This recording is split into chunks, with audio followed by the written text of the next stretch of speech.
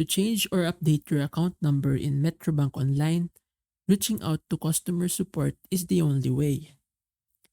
Changing your account number in Metrobank Online is not a straightforward process, as bank account numbers are typically fixed and cannot be changed directly by the user. So here's a simple guide to reach for support. First, open your browser and go to the Metrobank's official website. On the upper right corner of the page, click on Help and Support. Once in the Help section, scroll down to the very bottom of the page. On the lower left corner of the screen, you'll find options to either call your contact number or send an email. Use either method to reach out, explaining your concern about updating or changing your account number. Metrobank's support team will guide you through any steps.